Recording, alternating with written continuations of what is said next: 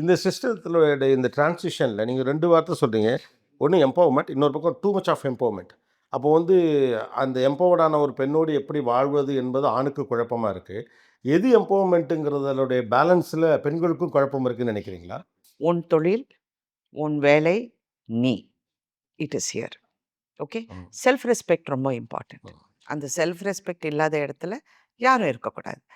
இன்னொரு பக்கம் நீங்கள் பார்த்தீங்கன்னா வீடு, வாழ்க்கை, குடும்பம், ப்ரையாரிட்டி என்னங்கிறது அவங்க புரிஞ்சுக்கணும். எம்பவர்மெண்ட்டில் வாட் இஸ் யுவர் ப்ரையாரிட்டி? ம். அந்த ப்ரையாரிட்டி வந்துடுச்சுன்னா then it becomes simpler. For example நான் ரொம்ப சிம்பிளாக சொல்கிறேன். I am a very empowered person. Yeah. நான் சின்ன வயசுலேருந்து நானாக வேலை செஞ்சு only my mother was there. நாங்களாம் வந்து கஷ்டப்பட்டு ஒரு நடிகை எனக்கு நடிக்க தெரியாமல் நடிக்க கற்றுக் கொடுத்து, அப்புறம் என்னுடைய தவறுகளை மக்களும் ஏற்றுக்கிட்டு என்னை ஒரு நடிகையாக ஏற்றுக்கிட்டு, தென் என்னுடைய வளர்ச்சி வந்து நானாக வந்து முயற்சி எடுத்தேன். நான் எப்போவுமே என் டைரக்டர் குருநாதர் கிட்ட பாரதிராஜா சார் உங்களால தான் நான் அப்படிம்பேன். அவர் எப்போவுமே சொல்லுவார், இல்லை நான் போட்ட விதை நீ, அது மரமாக வளர்ந்தது நீ தானே அப்படிம்பாரு. ஸோ அந்த எம்பவர்ட் ஃபீலிங் எனக்கு எப்போவுமே இருந்திருக்கு.